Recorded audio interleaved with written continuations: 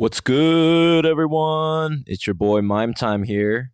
For this episode 21, we are getting real with Kelly Brassridge, host of Nothing's Really Real podcast.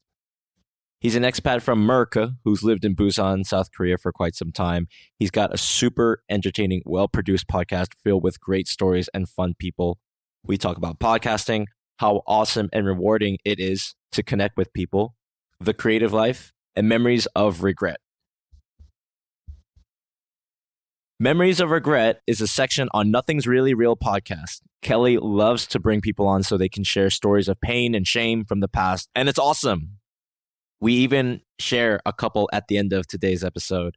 Mine is particularly embarrassing and shameful. It's about the time I almost ended my life 8 years ago. Kelly and I have a great talk about it, and I hope you enjoy it. I didn't mention it during our conversation, but this event was such a big reset in my life. It was also perhaps the main reason why I left college and eventually came to Korea. I lost all sense of who I was and my worldview, and it made me start the journey to find myself. At that time, I was in such a dark place. Now, my life is filled with light and laughter. Here I am, living a great dream, and I get to share all these memories of regret and stories of triumph with you. Life is so wonderful. Thank you, Kelly, for helping me be realer on my own show. If you really like this episode, please leave a 5-star review on Apple Podcasts or whatever platform you're listening on, if it has it, or just share it with a friend. Share it with a friend who you think would get a kick out of it or find it interesting. Shout out to Antti, my Finnish brother from Finland. He not only produced this awesome theme music for Mime Time, he's also the one who introduced me to Nothing's Really Real podcast. So, as they say in Finland, cheers, big ears. I'm just kidding. They don't really say that because that would be stupid. You know what time it is?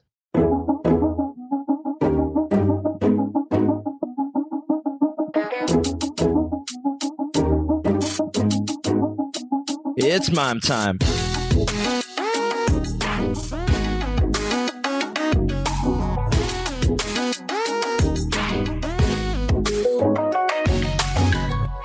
Welcome everyone to another episode of Mime Time. Today we have a friend from Busan. He was born in Busan. He's a local Busan native, as you can see. Yeah. And he is the host of Nothing's Really Real podcast. His name is Kelly Brassridge. Did I say that right? Yeah, Kelly Brassridge. Brass like the metal, bridge like over water. Great. And it's a really cool podcast. I met Kelly through a friend of mine, through none other but Saul Good. And we just had a great time. And I actually came across your podcast like last year because a friend sent me a link to your criminal episode where someone went to prison in Korea. And I was like, wow, this is a really cool podcast. And I don't actually listen to that many podcasts in Korea. But I thought, wow, like this is really cool. Like, really good information. It was a great story overall. Right. So Kelly, where did you grow up and what brought you to Korea, if you don't mind sharing? Okay, so we're gonna start right there, huh? Yeah, I'm from the state of Maine in America, and basically, I was brought to Korea by friends who came here and were like, "Hey, it's great. You got to try it out." I was working a job out of school. I was a graphic designer at a newspaper, and it was a good job. And but it was also like the cubicle life that I was too young for. You know what I mean? Now I look back at that job like, shit, that was a good gig. You know what I mean? But nothing compares to the 10 or almost 12 years that I've spent here in Korea. Like, leaving that job was, I could get that job like that when I got home. So who gives a stuff? How's the... You can say whatever you want. You can. I don't censor.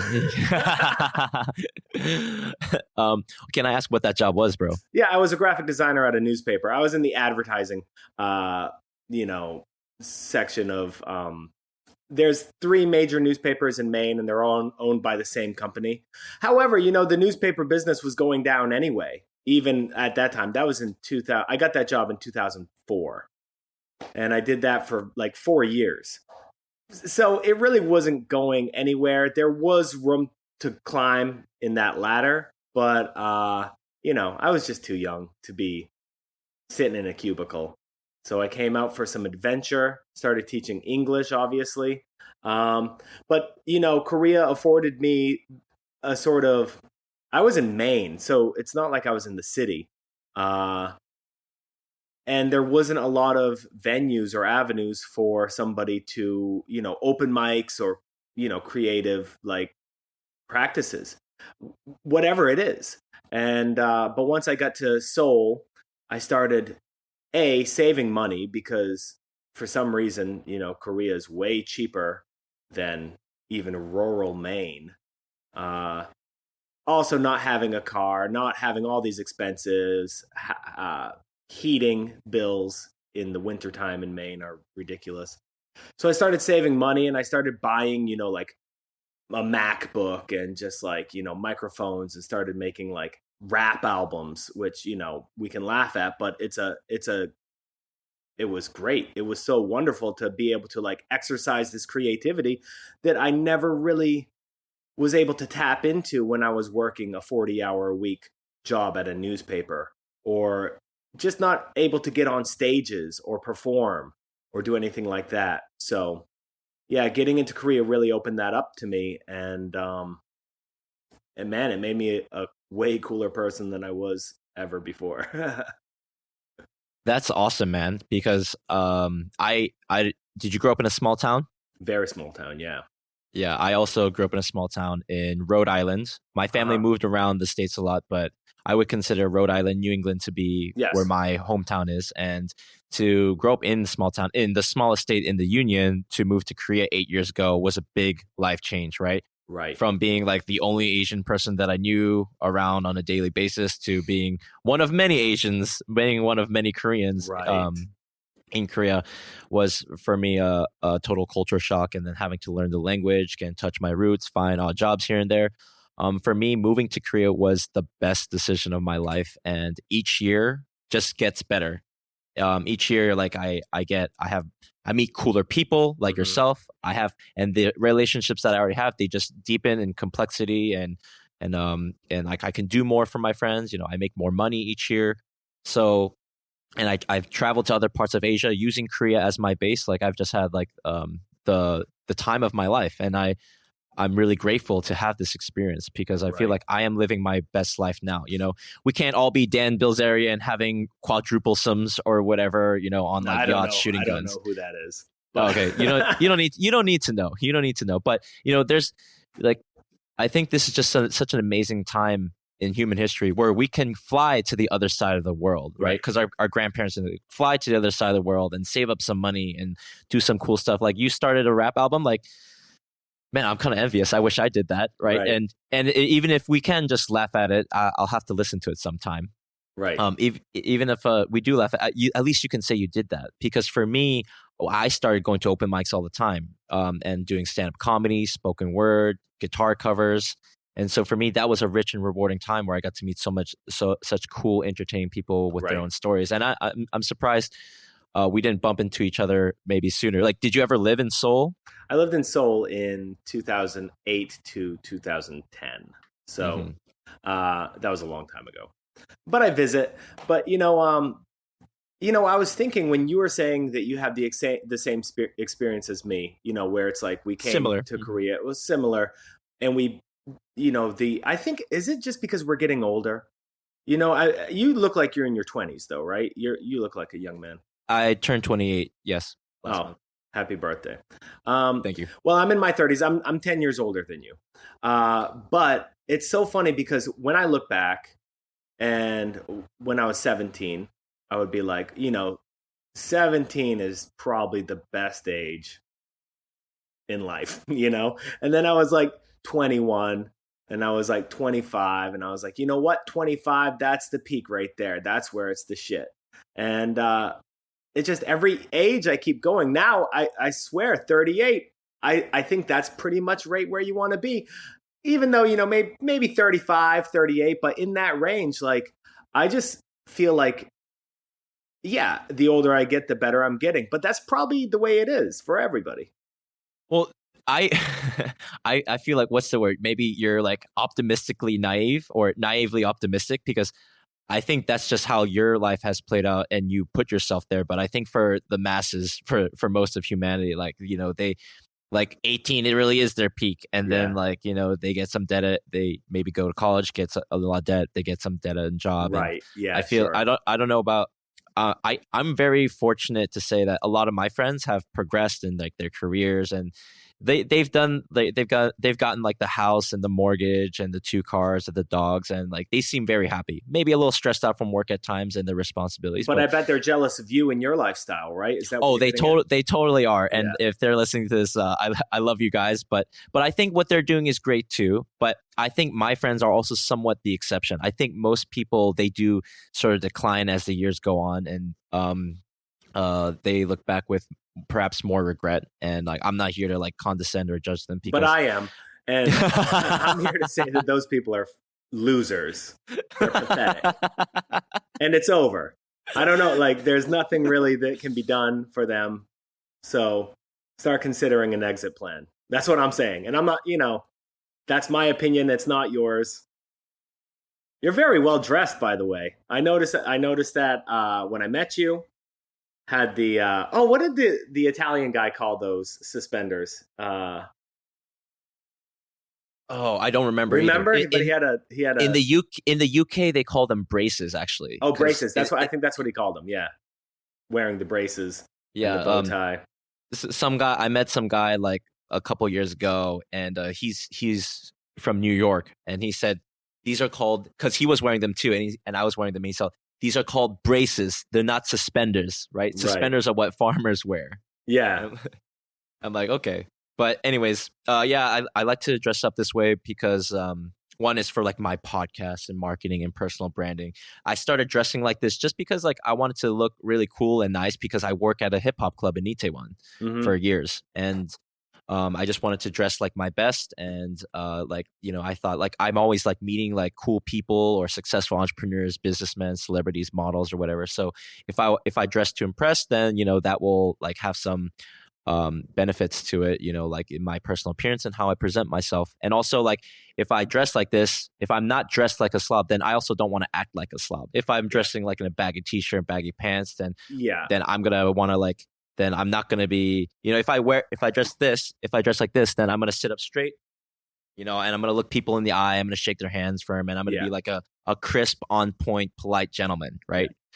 Yeah, so I figure, okay, this is kind of gonna be my uniform. No one made me do this. It's just kind of how I evolved. This is just kind of what I evolved into, and then I just started dressing like this like all the time, not just on the weekends at the club. And I think this stems from like most of my life I dressed like a loser. Most of my life I didn't care about my appearance because like I was overweight, I had confidence issues, like I loathed myself, I loathed the way that I looked. I hated myself for my chinky eyes. I hated being Korean, right? You may have heard this story before. It's like I really had a struggle with like my appearance, like with acne. You had trouble accepting your identity. Or just, or maybe finding the one that you felt most comfortable in. I don't know.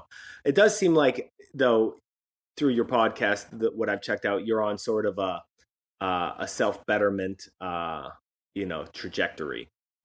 That's what you're, Yes, mime time. This is it's about being the best version of oneself, and for me, like selfishly, this is for me to become the best version of myself, to try to realize my full potential. Right. And I'm not saying, not everyone has to dress like this. And I don't dress like this every day, although it might, to some people, they think I do. But for me, it's just like, this is me saying, fuck you to like my negative past, like me, like hating myself, me not caring about my appearance. So for me, this is like a way to empower myself. Right. And you look good and you feel good.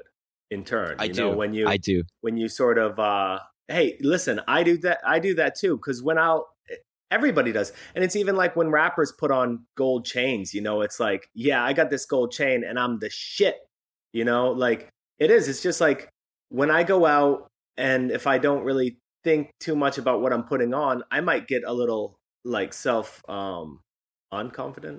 I might get like, a little self-doubt self-conscious because of the way I look. But if I'm wearing if I put a little thought into what I put on, and I'm like, before I check myself on the mirror and I'm like, fuck, I look good too.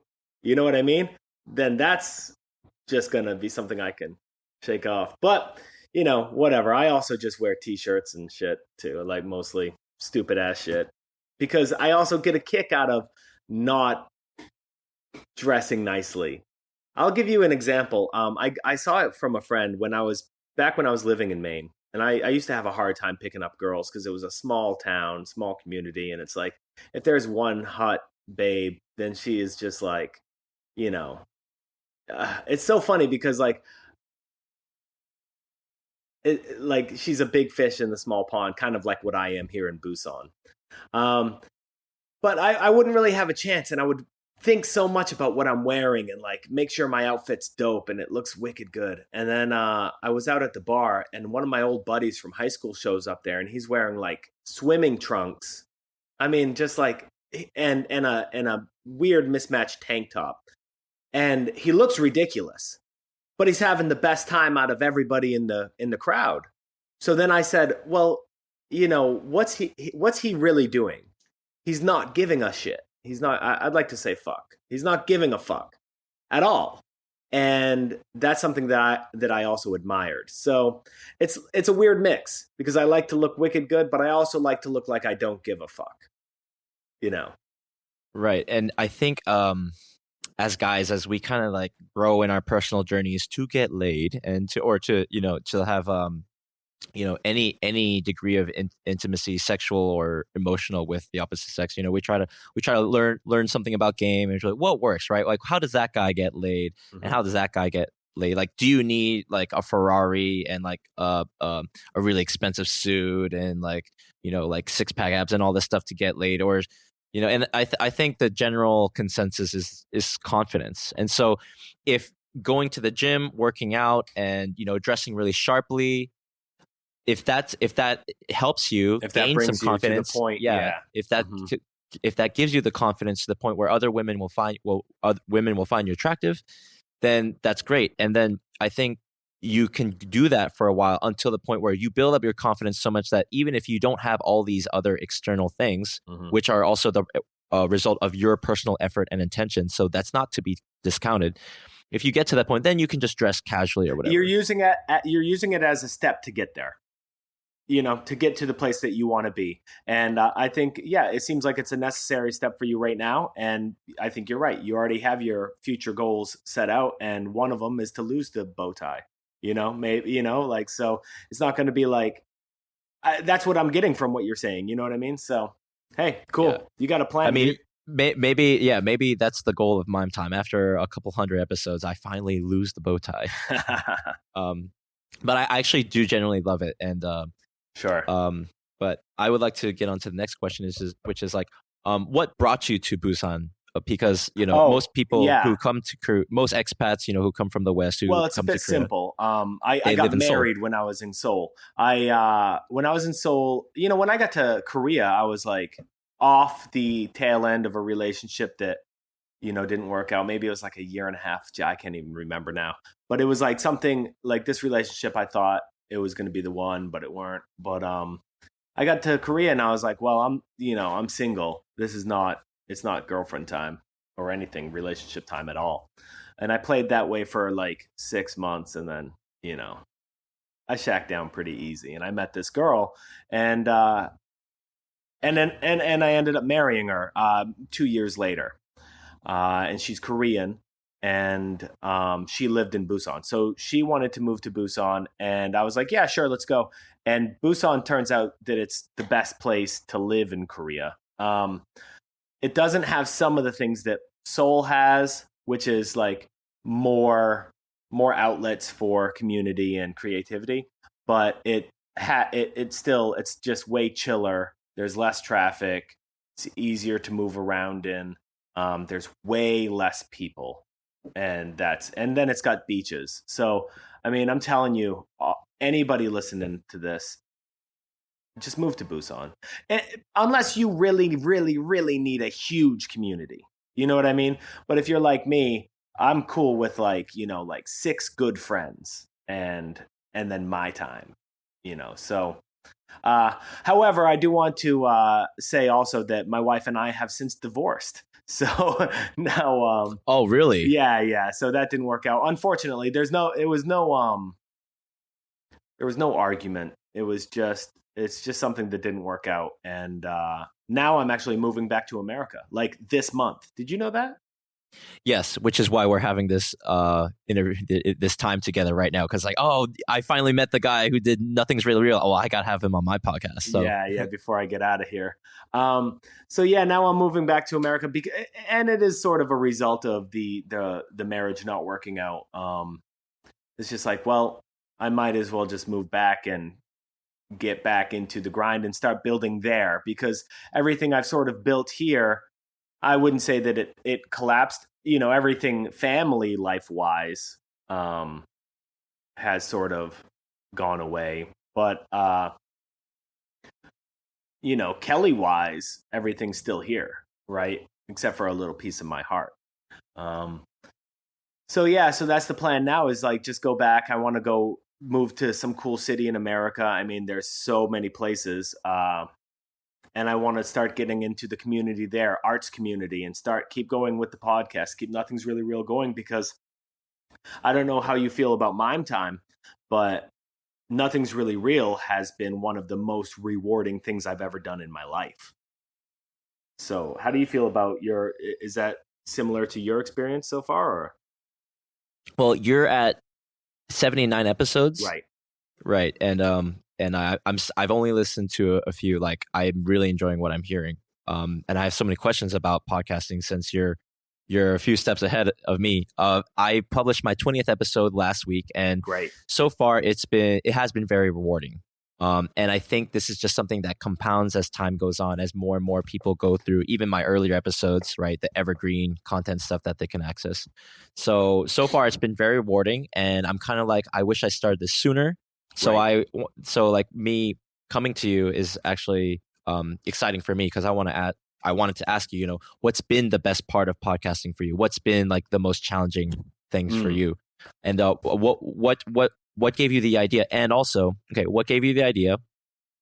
And why Nothing's Really Real? What gave you the name for that? Right. Well, so let's just start at the name. And the name is actually, I rapped a lot. I had a rap group in Seoul. It was comedy rap, which is a great way to start. Because, here's the thing about being a white rapper. Everybody is going to think you suck before they hear you. You know what I mean? And then after they hear you, they may still think you suck. Luckily, I think when I rap live, I think the majority doesn't think I suck. Like the majority. I've turned most people. But yeah, so anyhow, we're not talking about rap here, but it does move. When I moved to Busan, my comedy group, broke up, and I started rapping solo. And at that point I was like, well, I want to be a little more serious. I still want to throw a couple, punchlines in it, but I also want to talk about life and stuff like that. So I made a mixtape called Nothing's Really Real. And my rap name was Jay Jones. So, but a lot of the concepts on that mixtape were about, just about life and the way you perceive reality. Like reality is a perception. It's like the way that you want to live your life. And it was also a lot about positivity, and just like if you have a bad attitude, you're going to get rained on, so if you just like, yeah, so that's what it was really about. So it was like Nothing's Really Real. You could also say, everything is real. It kind of just means the same thing. It's just like, it's going to be the way you take it. And yeah, so I made that mixtape, and then I just really liked the concept. So when I got the idea to start making a podcast, it was really tough to come up with like a name. It was like, what is it going to be? What is it going to be? And then I was just like, well, I'll just call it Nothing's Really Real, the podcast. And I was like, that's perfect. It fits, even though it's like I'm just reusing the name. But that's a name, that name is something that I created, and it still means a lot to me. And I think it's catchy. So that's why I kept that name. To go back to why I started podcasting is, well, I love podcasts. Once I started listening to podcasts, I stopped listening to so much music. Like what would have been music time just became podcast time. Or even audiobooks or even reading books. Like I just like was consuming so many podcasts because there were so many. And I was like, well, because I do stand-up comedy, and it's like down here in Busan, we only have one comedy show a month, because we have a small community. And it's a lot of fun, but I was just like, what if I could like make my own show right here in my room? And I can. So I did. And that's it. Like it was just like, and I what I did was like, I have to make this show interesting because I'm not famous and most of my guests won't be famous. So who the hell gives a shit? Because that's the most successful podcast. Maybe I'd say the majority of successful podcasts are hosted or have guests who are already famous. You know what I mean? They already have their following, but I didn't have that. And I didn't want to make like, oh, this is the Korea-based podcast. It's about life in Korea, because I think that shit's lame. I think it's so fucking boring, and I've seen it so many times, and nobody gives a shit about it because we're all in it. So like, who wants to hear my experience about Korea? Not people in America, and not people who are already here in Korea having their own experiences, and they think their life is the movie. So I just made it like, I thought the idea of like always talking to somebody, so having a new guest, I thought that will help grow an audience, which it does, but I wouldn't rely on it. This is advice for podcasters. Don't rely on it. But I think what I did best to keep my audience engaged was I started at the very beginning with like segments, and I made a show with like 4 different stops. And one was like simple interview, and I did a little thing called 5 questions. And then I would do I would like get them to tell their own stories. We would do a shotgun segment after that. We would shotgun a beer on the podcast. Now, what that does is it gets everybody a little drunk, but it also gets you way out of your comfort zone. Because a lot of people come on shows and they're nervous, which is fine, but like, you got to break that. Like that can be debilitating for a lot of people because we're just artists, it doesn't mean we're comfortable in front of mics. For example, if I'm talking to a painter or something like that, or an illustrator. Right. And so we shotgun the beer, and now we're drunk and we're loosened up. And then I go into something. Sometimes I would do like a moment of triumph, but the bread and butter of my show is the end. And that is when we do something called Memories of Regret. And that is, I just ask them to tell a story that they are genuinely regretful of from their life, a personal experience. It's got to be true. It can't be some bullshit where it's like, oh, I was made a victim because it wasn't my fault and I'm regretful of it. It's because that's bullshit. It's like, no, I want to hear something you did wrong that you carry with you now. It can be heavy or it can be light. Like it doesn't matter. And I'll tell one too. So then I wrote out every regret that I've had in my life, every stupid little thing I've done and every major thing I've done. And I put them into a bottle. And in the course of maybe 60 shows, I pretty much told every story, except I still have like 20, like still in the bottle. But it wasn't really about me. I would sometimes do that to loosen them up. And then sometimes they would like pull a story. And for example, a lot of people come in and they're like, there's so many things that they wouldn't want to tell. But after hearing my story, then they just go for the hard one. They go for the big one. I've had people crying and stuff, like telling serious stories of regret and like trauma, just like real bad shit, or just really funny and light shit. And I think that's what made my show good. I think just having the realness of it, where it's like, I don't want to hear how cool you are, Mime. I don't care. I don't like, it's bullshit to me. Like, I don't want to hear you talk about how cool you are. I'll handle that. I'll introduce you and let people know you're cool. Okay. But I don't want to hear your success story. I want to hear your failure. That's interesting. And I want to hear you uncomfortable shotgunning a beer and like, oh, I got beer on my shirt now. I'm embarrassed. Oh no. Oh, chill. Don't worry. It happens to everybody. You know what I mean? Like, and now we're a little more comfortable, I think. So that's what I've been doing. And, you know, I wouldn't say that my show's super successful, but it's definitely better than it would have been if I didn't, you know, use this. Because if it was me just talking to somebody, nobody gives a shit, in my opinion. So also I'll also admit, and I'm sorry, but I'll also admit that I've heavily edited, especially in the beginning. So what I did was I would talk to somebody for 2 hours and I would cut it down to an hour and 10 minutes. And when I was editing, what I would edit out is every little thing that I thought was slightly boring. And I would just like cut right to the goods. And, you know, like, I feel like sometimes if those 40 minutes were still in, I would have lost audience. And I just like, that's what so it was a lot of work. The edit was like the worst part. It's like, you know, it would take like 5 hours, especially at the beginning. Right, because I can only imagine like 2 hours bringing that to an hour and 10 minutes, and It's then a lot. Oh man, that's so much like trimming and click, drag and dropping. And sometimes I would talk to somebody who would be like, that had a lot of people have vocal tics, and I do too. I say, and, but, so, like those are, but mine is really, but a lot of people say, but the beauty of the English, what's amazing about language is we do it all the same. We have to breathe. We have to speak, you know? So a lot of times we get sidetracked on stories. So what I would do is somebody would be telling a story and they would go, and they would start telling about this side piece of the story that really doesn't matter. And then they would but anyway, and they would get back to this story. So I would go right from that, they'd go, like that.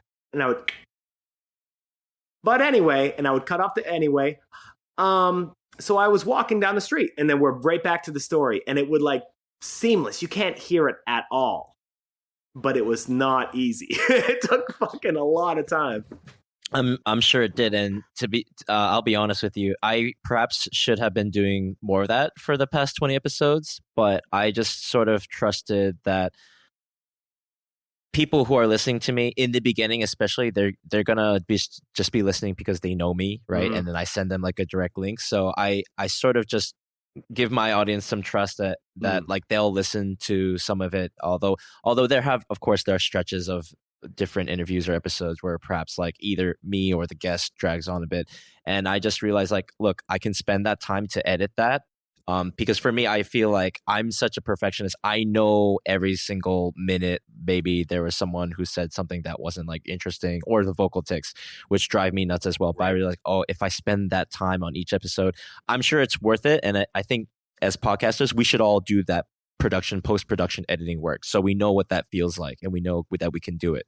But for me, I'm kind of more at a point where like if I focus too much on those details, I will be bogged down. I'll be discouraged, right, you know, from like producing the next episode. Right. So I think for me, I am trying to find this fine balance where I want to put that time in and the editing work and whatever, but at the same time simplifying it. And, you know, I love the production. Your production is great, you know, with whatever, you know, the little jingles and hot blast, stories of regret. I'm like, oh, that's awesome. Like maybe I need some more of that, you know? So I think what you're doing is great. What I would suggest is to find something like Memories of Regret for you. Obviously don't take my idea, but like find something that will happen in every episode. Hopefully that can entice something interesting out of any guest, no matter who. And that's what I thought Memories of Regret was. And it was.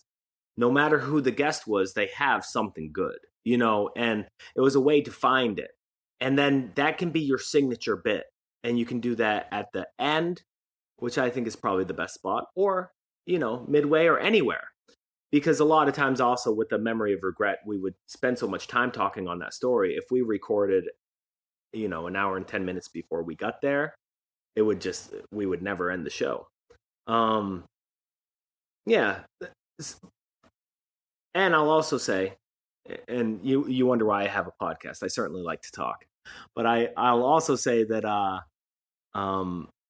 when it comes to the edit, I've had so many people tell me the edit is unnecessary, but I don't think they know. And I think they're right and I think they're wrong. I think the edit has helped me because I'm not famous and because my guest is not famous, you know, and it's helped me to make my show accessible to a much wider audience. We can get right to the goods, and every minute, every 10 minutes, it's something good. It's not two people rambling about their successes or whatever, you know. So I've always felt that the more that I cut, the better the end quality is. And it is. It's incredible because I'll listen to it. I'll get through an edit and I'll be like, God damn, that show sucked. Because I just heard all the shitty parts. You know what I mean? I was focusing on all the shit that I was cutting out. And then I listened to the end and I'm like, whoa, came together so good. You know, so it's a weird balance because, yeah, the production is the worst part. Yeah, the production is the worst part. What is it? Mike Tyson in Hot Boxing? Right. Hot Boxing with Mike Tyson. He says something like, discipline is doing what you hate to do, but do it like you love it. Yeah. And so I think for me, this is just one of those things where like, this is a meaningful project to me. And I just, but then part of it is like, I got to sit down, right? I got to write the ideas out. I got to call someone up, ask them if they can down for the interview, schedule the meeting, and then the edits, right? The clicking, the drag and dropping the clips, right? And like that stuff, which is, can be so tedious and painstaking. When I do that, I just tell myself like, there's a greater purpose to this. And that's why like I take those simple walks to the gym. And that's why I work out at the gym, because there's a greater purpose to why I work out. And so for me, this has been like a great test of just like, well, how bad do I really want this? Right. So for me, my personal goal is at least 100 episodes of Mime Time just to say that I did it. And then I will probably continue on after that, because at that point, I figure that it will be even more rewarding if I get to 100 episodes and I have this whole backlog and an even greater network. So I'm in a point in my life where, I said earlier, every year has been the best year of my life, better than the year prior. And so for me, this is like one of the most meaningful years because like I started my own podcast. Yes. People have been telling me for years, Mime, you should start your own podcast. Like several different people at random points in my life, they said, Mime, you should start a podcast because you talk too much. And I'm finally doing it. Right. And then I'm learning about online marketing, SEO. I have my own website, blah, blah, blah, blah, blah. But I just want to say, like, I really enjoy your podcast. I've only listened to a few episodes, but your episode where you interview guys and you ask them stories of when they got scammed, right. Like that was so real. And I thought it was actually, it not only was just hilarious, entertaining, you and your friends just talking about, that one guy who got scammed in Paris. Those weren't all my friends. Let's be clear. Weren't they like Facebook? I put it out there. Like I did like on Facebook. They were all people from Busan because they had to come over. But okay. I wasn't close with all of them. Well, even then, the fact that they were just willing to show up at your house like as a stranger and just like share the story from the past, from the heart, like I thought that was beautiful because with your memories of regret sections as well, like because when people they share the story, right, or you share your own story, and then it gives them permission to also revisit the past, like you're the guys who are, either they're scammed in Paris or in Tokyo or in Colombia, like those scary or frightening or shameful stories. Right. It gave me like, some, I don't know, hope. Like it made me kind of forgive myself for being fooled in the past. Cause like I've been scammed like once or twice in Thailand for like taxi fare. Well, everybody has. That's why the memory of regret works. It's because it really makes whoever the person is relatable, because we all have regrets. It's just, I mean, I tell you, it's a brilliant move on my part. It is a brilliant move on your part. It's just, it makes people so likable, or unless they don't come real, then it makes them hateable. And I think, I've had some people come on the show and do a real fluff piece. And, I would do my best to call them out on it and just be like, how is that regrettable? Like that you sound like the cool guy at the end of that story.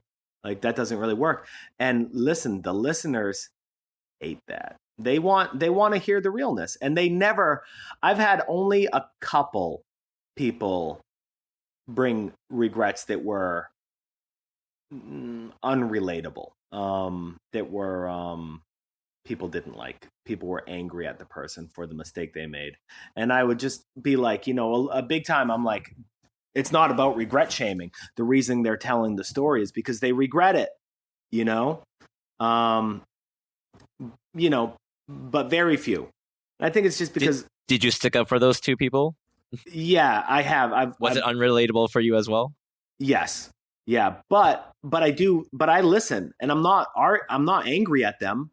People make mistakes. I've made plenty, like that's what it's all about. So you're putting out there that you fucked up and we're moving forward. Why would anybody be angry about that? Are you stupid? Like, you don't get, like, you're an asshole. You're the asshole if you're angry about it. But I did one.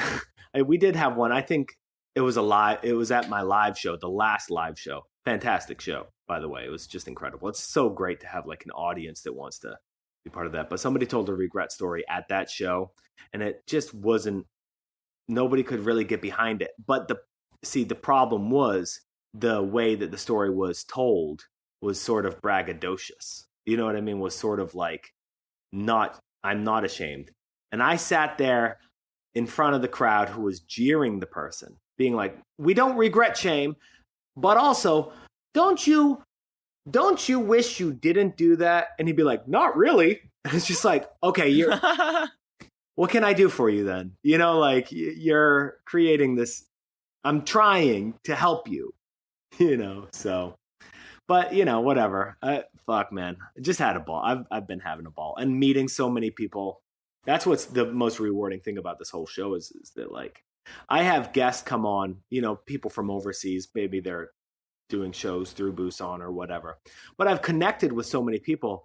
It's just been super rewarding, and especially I've done a lot of work. When I do interviews or, when I have somebody on who has, like, some real experiences.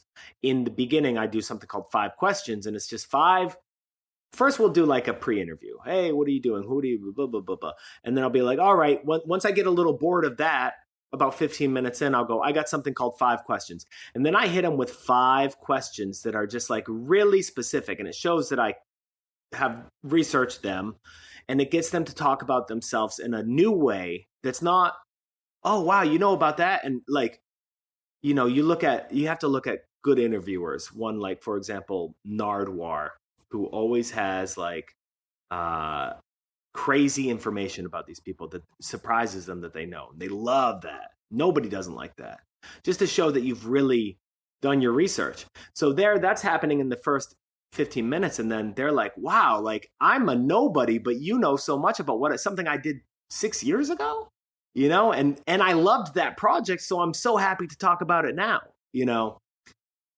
Yeah, so I don't know. I think I just kind of like, I really took it seriously when I decided that I was going to start the podcast. I really took seriously that, like, I want it to be good, and I want it to work, and I want it to be interesting. And I'm not interesting enough to somebody who doesn't know me. So, yeah, I had to figure out a way to do it. And the goal was to have a random guest on. They shared the show, and then their listeners, say they share it with 100 people, hopefully 5 stick around. And I think I have been at least successful at that much, That's great, man. Well, like, you've been doing it. When did you publish your first episode? Yeah, like the first week of January 2016. So I'm working on my 4th year. And at the beginning, I went every 2 weeks. I would put out a pod. And then around mid-fall, I would take a break until the next year. And just to like get everything. Because it was always like interview prep 1 week. The next week would be editing and uploading and also getting the next interview. So every 2 weeks. And I kept pretty close to that. But now that I'm on my way out, I want to get back into that cycle, but once again, in a new city. And I think that once I'm in America, I think my podcast is going to have way more opportunity to be successful, to be more interesting, to grow with an audience. Because right now I'm really, as any expat entertainer in Korea, there's a glass ceiling and the bubble is small. You know what I mean? I have a lot of listeners in America, but how many Americans are interested in expat lifestyle in Korea? You know, like you want to just be like, you want to get into where your audience is. And I want my audience to be a lot bigger than just the people who listen to podcasts in Busan and the people and Korea, you know. So That's great. Who do you think your target demographic is? Like who the listeners of your show? Where do you think what does he or she look like? Is it just like some 28-year-old dude from Arkansas, who's an English teacher in Japan or something like that? Well, or you said you have more listeners in America. I have my second most are in America. Yeah. Mostly the most are in Korea, but it's kind of funny when you look at the statistics. They are kind of all over the place. Like, I got UK listeners and stuff, but I think that's because it's expat related. So these are like people, if you look at my iTunes ratings, I have like 40 something ratings in America. I have like in the teens in Korea, in the teens in Europe, and like it's just like all spread out. And it's just like, it's not big time, but if I could get those all together, it would look a lot better. You know what I mean? Because they don't keep the ratings all together. But right now, I think it is number one. I think it's podcast listeners. Like, a lot of times people are like, I want to check out your podcast, but I don't know how. Can you send me a link? And then I'll be like, okay, well, what podcast app do you have? And they don't have one. So, okay, well, here's the SoundCloud link. But I'm like, you're not going to get, you need to understand how podcasts work before you jump into mine, you know? So I don't really put too much trust in that person being a subscriber or whatever, or somebody who looks forward to the show.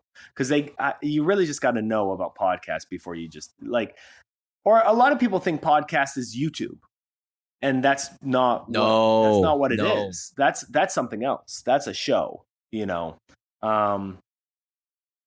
I'd like to do that one day, but being a solo producer, it's not as easy as everybody thinks, to add the aspect of video, especially with the hard edits that I've been doing.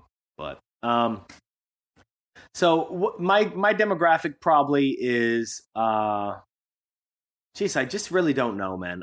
They're all kind of scattered out there, and I think they're just people who have gotten into me, who like me.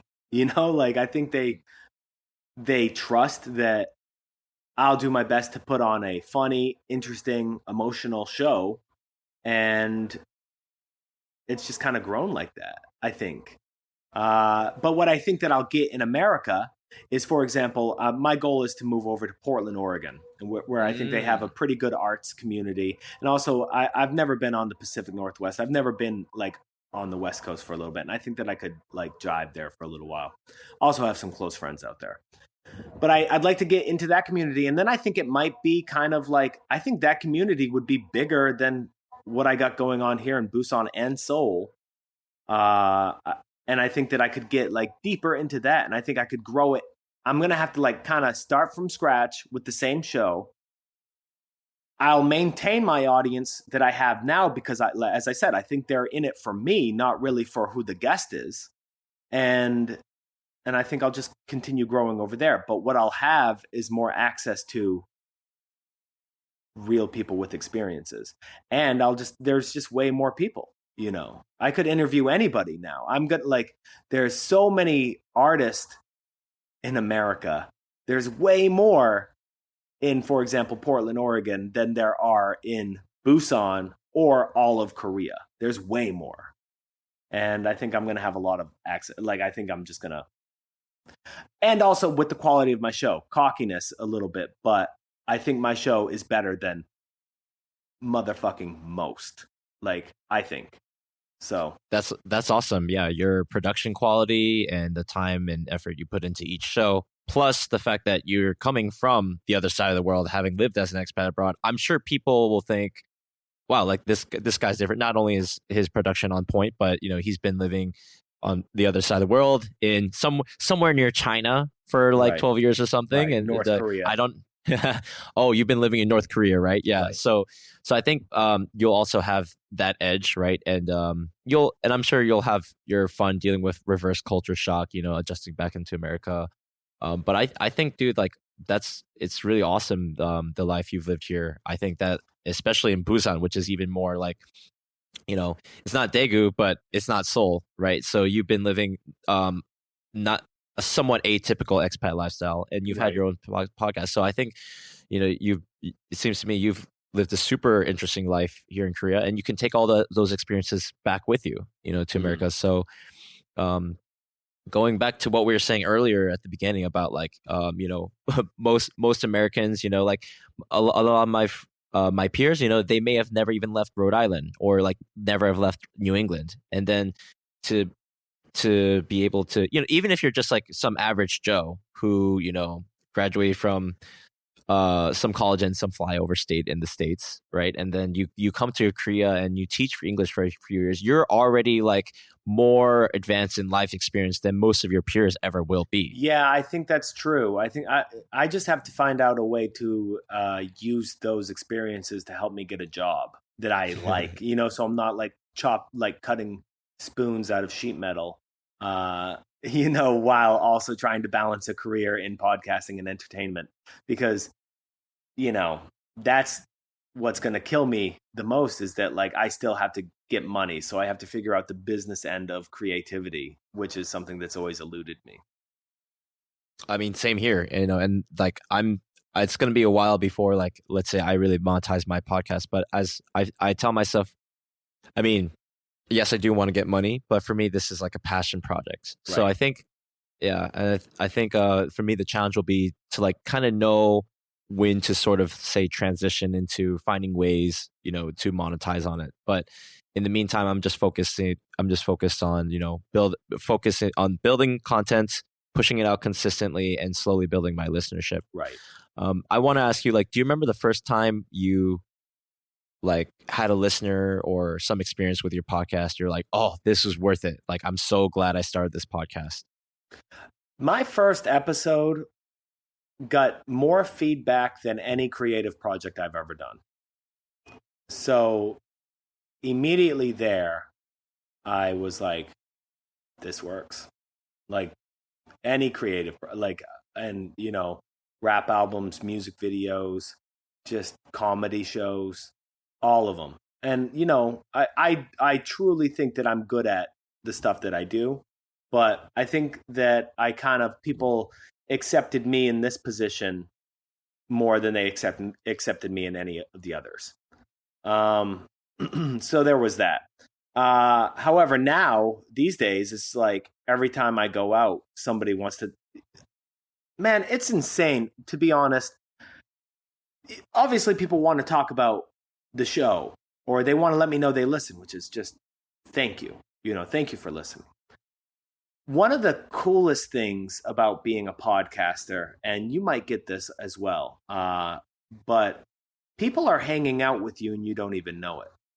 So I had a friend who was just like, they see me at the bar and they said, it's so crazy seeing you, like, because this morning I was cleaning my house and I was listening to your show and I just felt like you were there with me. And it's just really cool, because then I go, man, this person likes me a lot. They want to hang out with me all the time. They have me in their home. Like, it's really sweet and it's really touching to me. I take it that way, that like, these people bring me into their house to fill up their space. You know what I mean? Like, and I'm putting myself out there like that. And it's really great, man. It's really awesome to just think like that. Does that answer your question? Your question was no, that's a great answer. I'd also like to share, like, one moment for me was no, you know what, Mime, I'm not really interested in what's going on in my life. I'm just joking. Go ahead. That's funny. Let me just look at my phone while you do. I'm just joking. Jokes. I got jokes. Okay, no, that's great. And that's why I love Joe Rogan, because he goes deep, right? He knows how to go in deep, but he also just drags you in with the humor, right? I love Joe Rogan as a comedian, and also like just like the banter that he has and the random quips that he makes is so entertaining. And I think I need to do a better job of that. Um, but for me, like what I really want to hit with my podcast is I want to make it entertaining, and I should make it funnier at times, but I really want to like tell people, especially hopeless mofos out there, because I used to grow up without a lot of hope. I used to think that I was a worthless human being and I had nothing good or value to offer the world. I want to reach out to people like through the power of the interwebs, right? To let them know like they can find deep within their like heart and mind and balls or other organs that they have unlimited potential, that they can reach a point where like their life is like mine, or their equivalent of it, where like they're healthy, they're happy, they have a good community of friends. What I have around me is not like like super successful, incredible, but for me, like this is everything that I dreamed of when I was a kid. The fact that I have friends, the fact that I am independent and free to do basically whatever I want. I got to make money and I got to pay the bills, but I have a beautiful girlfriend who loves me. I have friends who I admire and respect, like Saul Good, who also like enjoy my company. I've got a great business partner and like mentors that I can learn from, and so I have this great community to support me. I can speak Korean now because for when I was a kid, I couldn't speak Korean, and I thought that's because I was defective and worthless. But now for me to be in Korea, I can speak Korean. I have like a decent apartment and all this stuff, like all the comforts, the amenities, and the deeper emotional connections and network like this. And just looking at myself in the mirror, I go to the gym, I have a generally pretty good diet, all these things put together, like this is the dream that I had when I was a kid, and when I was a kid, I thought I would never be someone this cool. Yeah. Right. And so part it's funny to say, like I don't care about how cool you are, but for me, I was just like, well, I don't think, I mean, for me, this is cool because when I was a kid, I thought I would never be cool. I thought I was anti-cool. I could never be cool. So for me, this is kind of like a fulfillment of my dreams, and I want to reach out to other people like around the world, especially like Korean Americans, Asian diaspora, and just bunch of dudes out there, dudes or dudettes, who are just like kind of suffering. They don't feel connection to their parents or their society or their peers at school or whatever. And I want to let them know that they are alone in their struggle because it's their personal journey, but at the same time, they're not alone, right? And so that's why I'm doing my podcast. And then one of the first people who said something to me about my podcast, he showed up at the club when I was a few months back. And he said, Mime, like I've been listening to your podcast, bro, and it's awesome. Like he's another Korean American bro like me. And then he was just like, and he brought a friend and he was like, hey man, this is the guy that I was telling you, that Mime Time podcast, Yep. And I was like, and I was a little busy because a lot of people were coming in the club at that time, but I was like, wait, is this guy really saying this right now? And then he's like, dude, like I just got through a breakup and I've been going through some shit, but listening to your podcast, man, really helped me get out of bed. Like I've been telling my friends about you, man. And then he would look to his friend and like, see, like when I listened to his podcast, man, I listened after a few minutes of being like, what is this? I listened to it and it's like he's talking about me. And I'm like, damn, that's like one of the biggest compliments I ever got in my life. I'm just like, wow, like I have my first like one true raving fan, as like Pat Flynn or some internet marketers call it. Your first raving fan, and then as time goes on, you can build more of the raving fans, right? Because there are people who are like lukewarm, apathetic, or lukewarm, or they think you're kind of cool or whatever, or they listen to you sometimes, and all the way to like being a raving fan, like tell other people about you. Right. I'm just like, because the content that you have, that you're producing, has so much value. So that's what I want to do with my podcast. And I want to extend like this amazing peace, love, and joy that I have to like everyone around me. So I figure what better way to do it than through a podcast.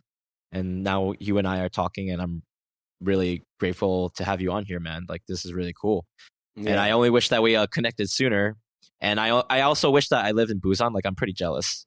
Like I think what you can take advantage of in Seoul is the community. You have a much bigger one, and you have way more people that you can talk to, and way more people doing different stuff. And also, you have a way bigger potential audience whenever you do something. So that's something you do have in Seoul.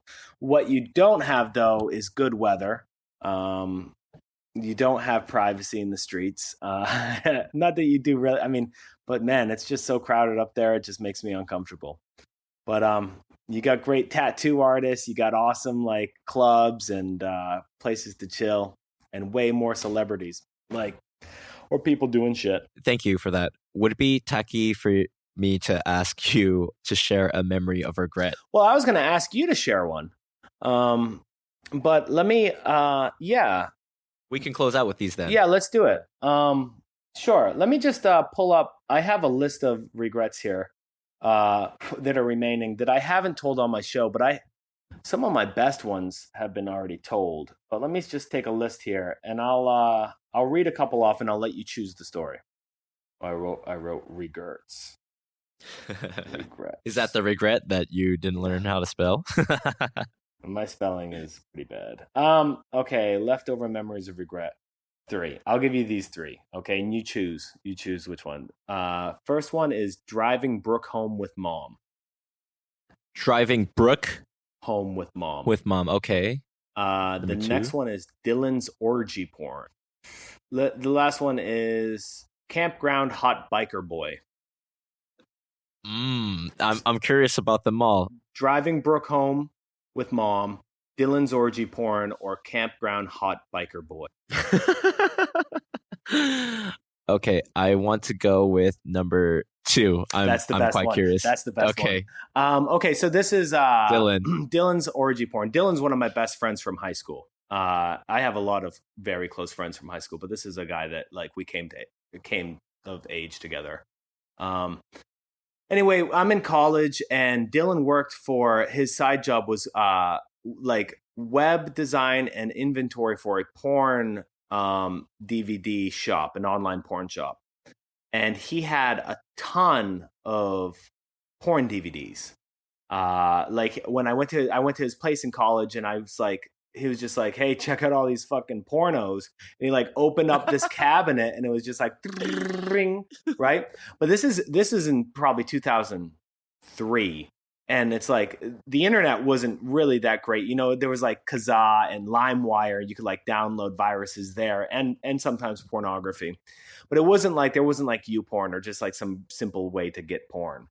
So like buying porno was a thing. So I'm staying. I got drunk and stayed the night over there. But sometime in the morning when I was like leaving, I like opened up his cabinet of this giant porn collection, and I just kind of like chose one and put it in my bag and took it. I stole it, but I didn't think it was a big deal considering he works for porn. I didn't think it was going to be a big deal. But I did also know that I could have asked him, you know what I mean? But I think I was ashamed to like ask him if I could borrow porn, you know what I mean? Or have or borrow or whatever. But so I stole this porn. And then the next day or even later that day, Dylan called me on like my little flip phone. And he was like, hey man, just wondering, but did you take a porno from me? And I was like caught. But instead, I lied, and I said that my buddy did it, my buddy Brownie. Sorry, Brownie. Because he was with me. I was like, yeah, dude, fuck, that's whack, but Brownie, like, showed me that he took it from you in his bag and, like, stole that porn.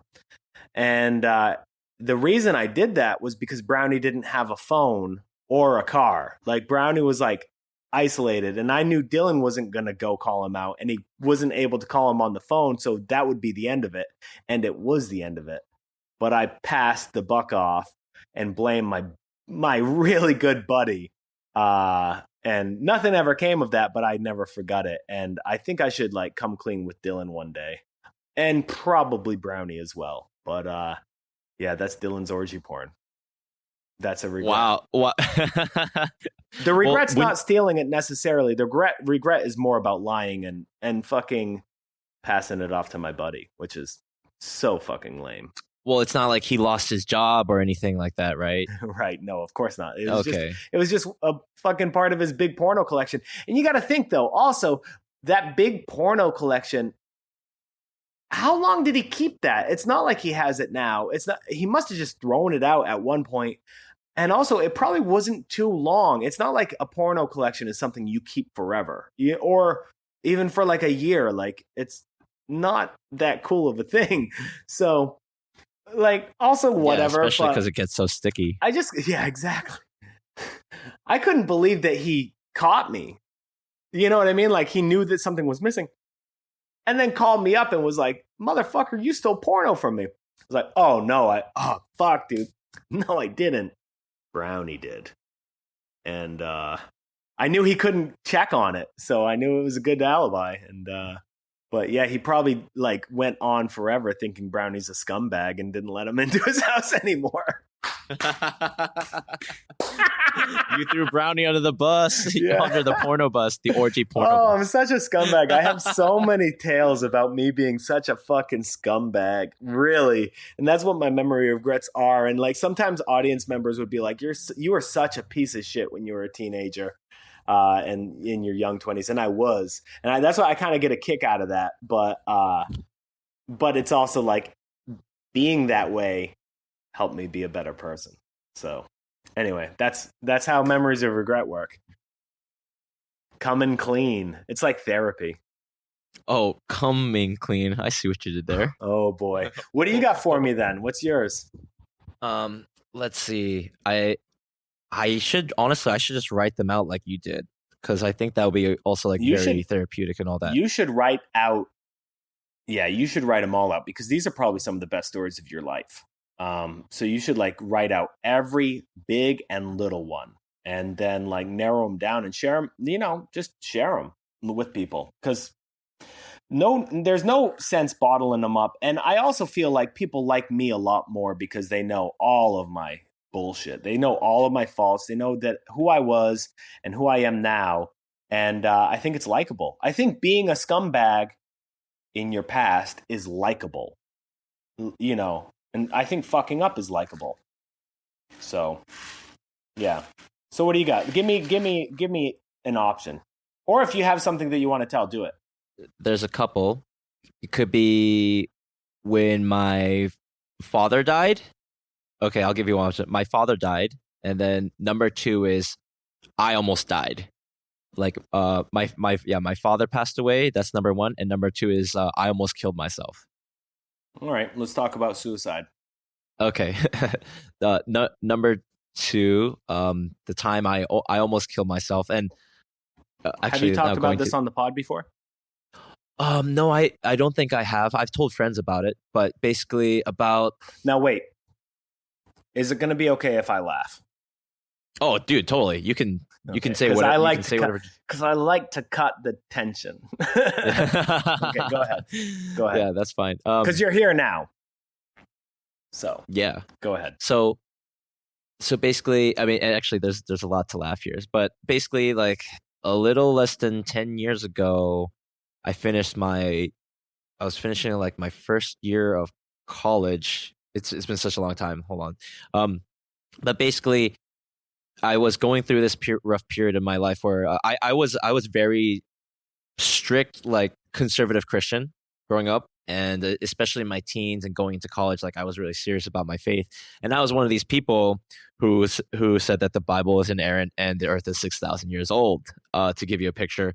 And the Bible is the inerrant word of God, and the literature is perspicuous. The perspicuity of Scripture, is like a Reformed Protestant doctrine, which means like the Bible is clear for man to understand, for any layman to read. And of course, when you actually study the Bible and you understand the historical context, and that it's like a document that was pieced by a bunch of dudes at the Council of Nicaea, like thousands of years ago, and like the 66 books of the Bible are from different time periods written to different audiences, and to just realize that that's actually like a simple fact, that the Bible is complex and didn't fall out of the sky someday. To talk with my New Testament professor about that, to talk with my peers or like older students and like really wrestle with my faith was very traumatic for me. So I had an existential faith crisis basically. So basically like I was like, oh, you mean the earth isn't 6,000 years old? Or the Bible isn't the inerrant word of God. Well, if we can't trust the Bible, then how do we know God is real? And blah, blah, blah, blah, blah. You were a real fucking little cunt. Yeah, I was. And no, 100%. The whole to interrupt. It's just, please. Not that you were wrong, because believe what you want, but to argue it is like just so cunty. And I say the same thing. I say the same thing when I see like somebody goes on like expats in Korea or some whatever thing, and they're like, hey, does anybody know a good English church? I really want to go to church or whatever with my family. And then people will be like, church is bullshit, blah, blah, blah, blah, blah, blah. It's just like, you're a cunt. Like, let it go. Okay, go ahead. Go ahead. No, but I totally was. And so that was actually a very humbling experience for me, to be like walking away from after like a long, like tense conversation with my professor, who was very calm and very understanding, but he just posed very simple questions to me. He's like, did you ever think about it like this way? Like, how do you know that God wants us to understand the whole world just like this? Like, does it say that in the Bible? I'm like, oh, what does this all mean? I don't understand. I'm just walking away, and my faith, like my belief system, was something like, it was my faith, right? It was my solid rock. Like, I was like a Trinitarian Christian, Jesus, Father, Holy Spirit, and like, this is my life, and my damnation, salvation. Like, I want to be in heaven forever after I die with God and all that. Like, my whole like perspective for the universe and life, right? My faith, my Christianity is just like in a solid rock of faith that I had built. But then it was crumbling and like sand falling through my fingers. Like, no. So I went through like this deep existential crisis. Like, what's this all mean? It's like, it's all lies, and none of my professors, like giving me, the other professors or other like faith leaders are giving me real answers. They're all intellectual cowards, right? I was pretty cunty before, but then I became even a bit more like the atheist, like the cunty fedora atheist who's just like, oh man, religion's so stupid. And then like I was like that level of annoying atheist, if not more, kind of. Because I was always arguing from like an intellectual ego standpoint, arguing your ego, like, this makes sense. The Bible is logical because science and logic and arguments. But then I was just like, no, it doesn't make sense because logic and science. Anyways, that's also coincided with a very serious crush I had with a girl who I met in college, and I'll just say her name, Becky, right? I had a big crush on her, and when I was basically like the nerdy loser friend zoned guy who was trying to friend zone my way to her. And it's not like I was gonna like get laid with her because I was a Christian and there's no sex before marriage, because that's what Jesus wants. So for me to like talk to her and be honest with my feelings, I would like, do you like me, Becky? Like, like after trying to friend zone my way to her, she had no clue. Right. And like, she didn't want that. So like, I didn't eat for like a week. I've never, like, if you know me, I eat all the time, and I didn't eat for like a week. I just drank water and went to class and then slept home. And I was like, just begging God to kill me.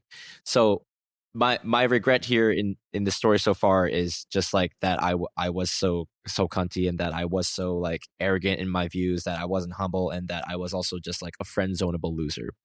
And then I was so miserable to the point where, and mind you, like, I might not be chronologically accurately, presenting the chronology of this, but I got to a point where I went to the local cemetery, like a 15-20 minute jog away from my college campus. I went to school in Massachusetts. I went to Gordon College in Massachusetts, and It's a nice private Christian school, but it's a beautiful campus, and I ran 15-20 minutes away with some NyQuil and Dayquil, because I heard if you down both of these, if you down a lot of this, then you'll have acute renal failure and die. But And I thought I heard that was very painful, but I was like, I don't have a gun and all or other drugs or other ways. So this is just the way I'm going to do it.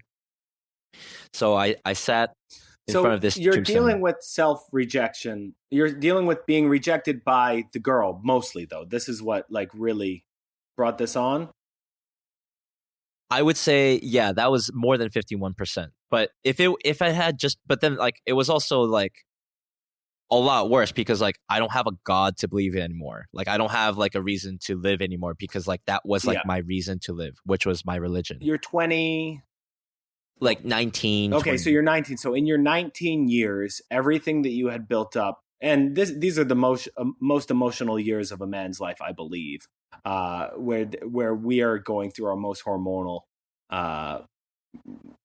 baby years. You know what I mean? Like just like we just like you have all this built up to testosterone and like you don't and rage, you know, and okay. So I can also relate with that time of my life. It's the only time that I've had sort of thoughts like this seriously. Go ahead.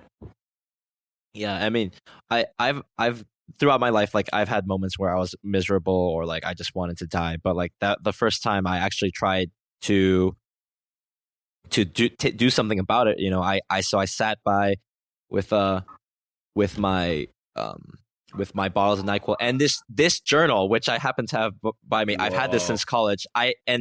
And since I moved to Korea, I sometimes use it to journal or whatever. But let's see, like it has. You're gonna bring me to the day, huh? Wow. Yeah, the day was.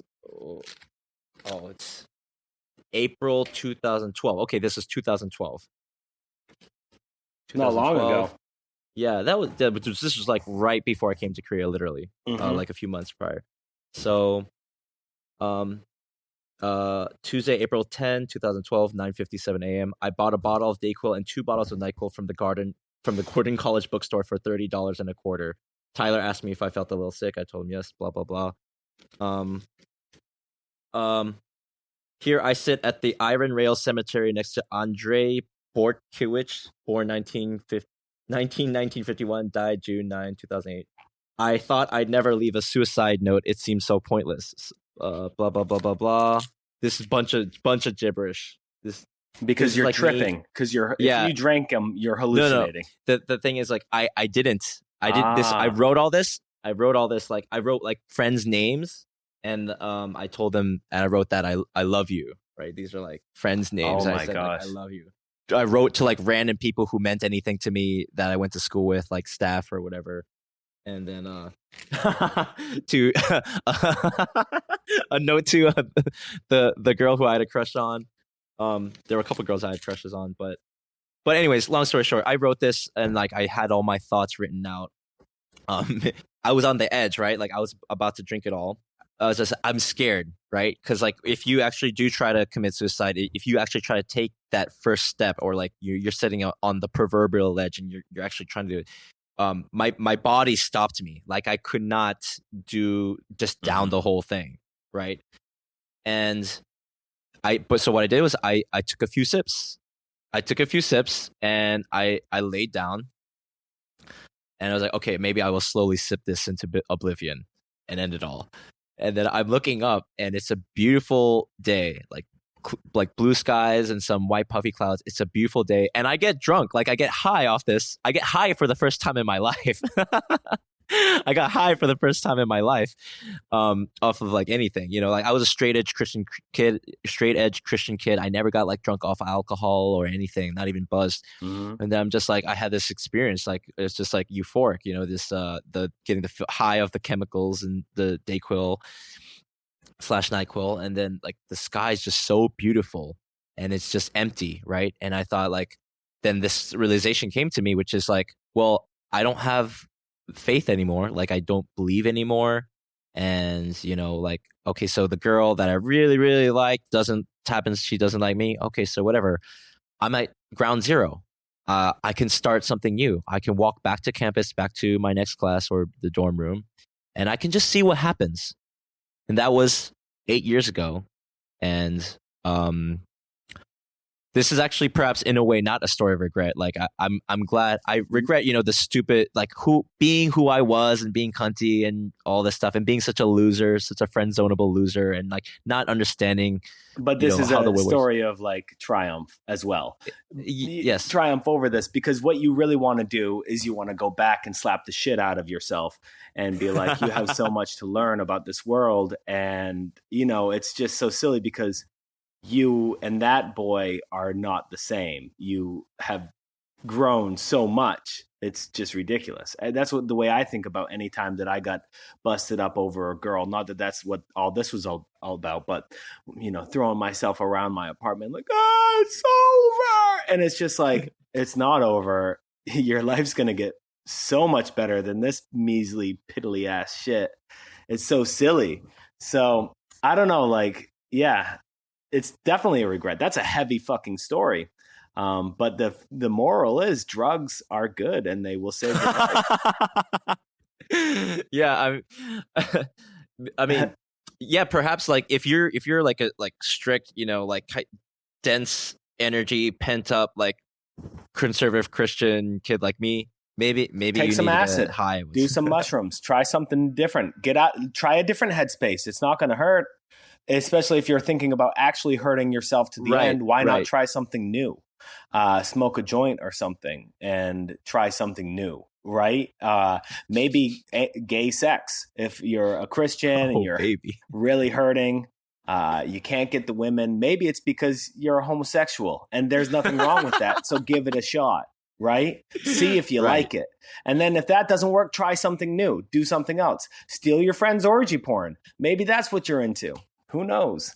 Yeah. No, it is. It's funny. Like, it's not a regret, but you do look at that and you go, holy shit. Like when I saw you reading some of those notes and stuff, I saw you cringe a little bit, So, but the cringe is all there. There's so much cringe in here. Oh yeah, which, I can tell.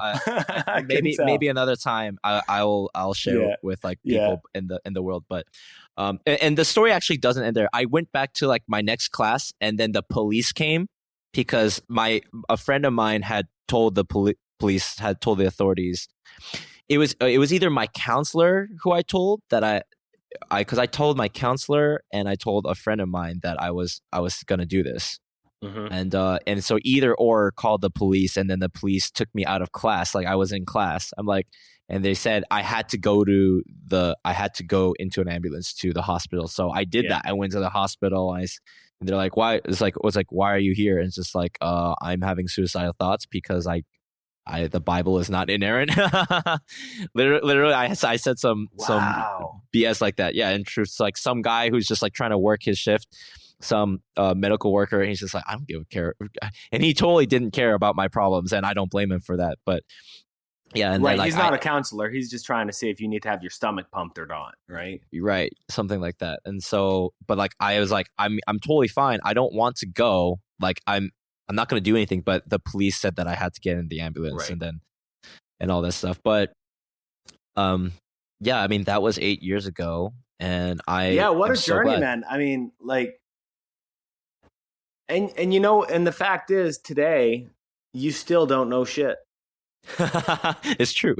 It's true. I mean, like, you're going to look back at where you are in 10 years, with all the luck in the world, you're going to look back at where you are right now and think about how you were just half, the loser you were when you were 19, but you're still a pretty big fucking loser.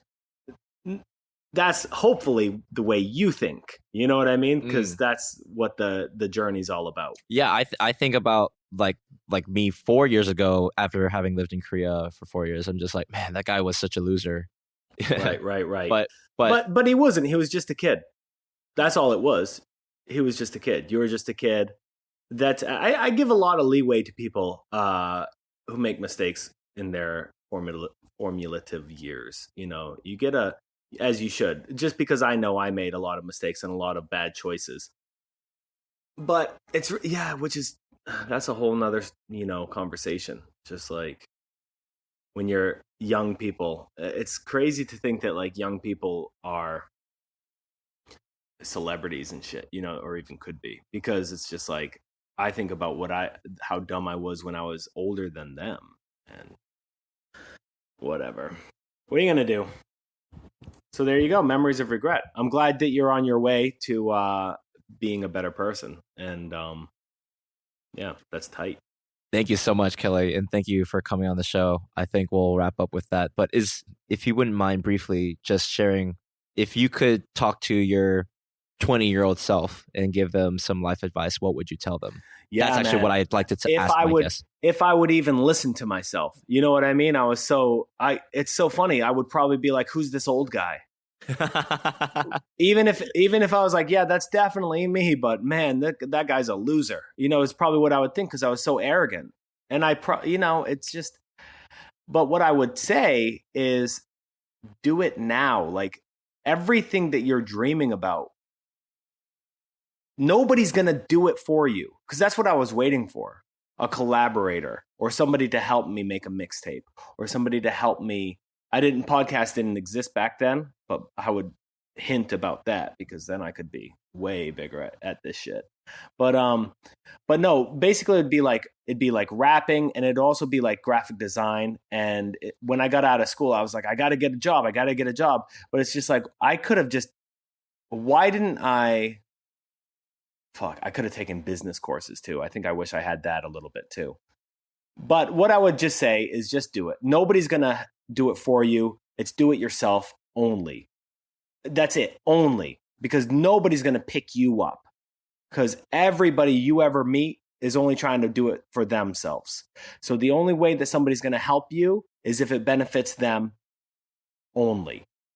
Only. Nobody's going out of their way. That's what it was. So anytime that I did it myself, I succeeded.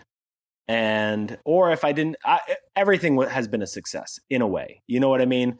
I haven't failed because what's a failure? It's all perception. You know what I mean? So that's what I would be. It's like, it's fucking Nike, baby. Just do it. Just do it. Because that's it. You can talk about it. You can dream about it, but that ain't shit. Just fucking start doing it step by step, whatever it is. For me, back then, it would be like, start making mixtapes, buy some recording equipment. You're not using anybody else's because they ain't got fucking time for you. And just start doing your shit there.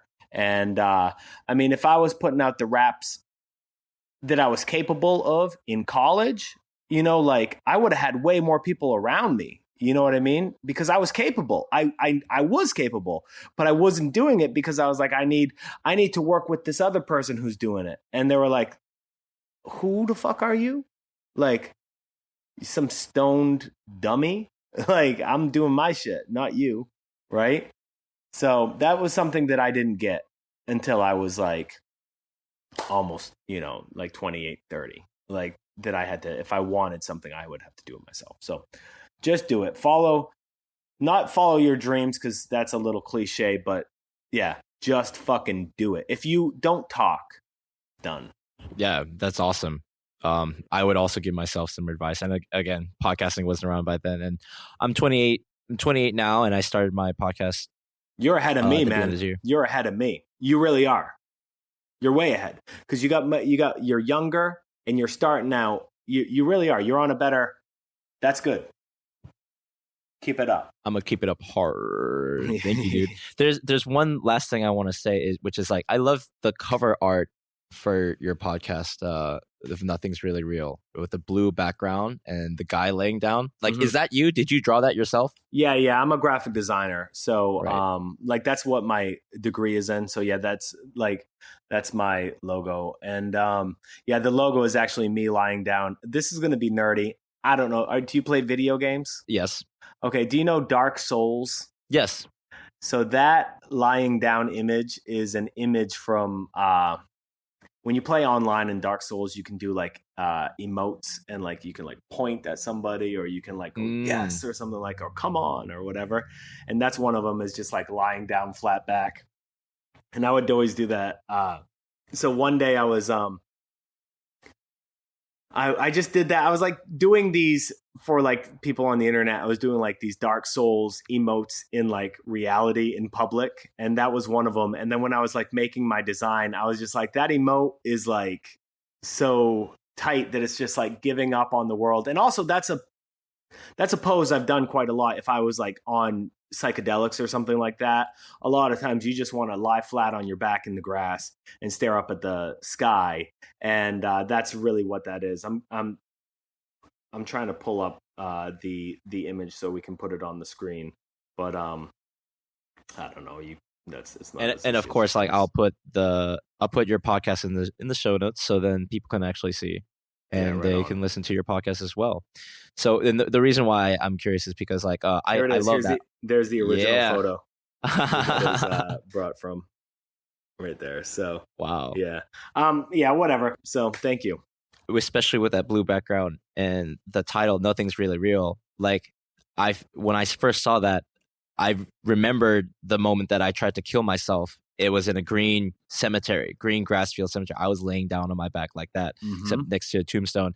And it didn't feel real to me at the time either. Like, I feel like, am I actually going to kill myself? Like, is this my life right now? Like, there's no Christianity and all this stuff. And the girl doesn't like me. Oh, this doesn't feel real. So then, I don't know. Your cover art really spoke to me like that. I was like, that's kind of like how what I was doing 8 years ago. Nothing felt real to me. And I'm just glad that I stood back up. I'm glad you did too, man. That's wicked. That's so cool that you connected with the art like that, because you got it. You got exactly what the image that it's trying to convey. Even if it's just like talking to people, it's just give yourself up, like give up, let go of. That's what that image is doing. It's just like letting go and just like sinking into the ground and trying to explore with your mind, like blasting your mind out into the world. So yeah, I think you got it. That's awesome. Well, Kelly, thank you so much for joining me today, man. No. Thank you for having me on. It's awesome. Yeah. Like when Saul was like, he introduced us, he was like, oh, hey, Mime, this is Kelly. He's a podcaster too. And I was like, oh, fuck, now I gotta like promote my show and everything. And then you were like, what show do you do? And I was like, Nothing's Really Real. And you were like, I know that show. And I was like, oh, yes. Yeah. So that was awesome. Yeah, that was a big win for me too. I'm like, yes, thank you, Saul. Yeah, that was awesome. I'm glad that you followed through and had me on, because I fucking love doing this. Love it. Love having you on, man. And everyone, please check out Nothing's Really Real podcast on Apple Podcasts and other platforms everywhere as well. Spotify, Stitcher, right? Yeah, I saw. Not YouTube. Yes, Nothing's Really Real. Very entertaining, very well produced by Mr. Kelly Brassridge. Again, thanks again, Kelly. And thank you, everyone, for tuning in. And until the next episode of Mime Time, peace. Peace. Thank you so much for listening, and I hope you have a great day.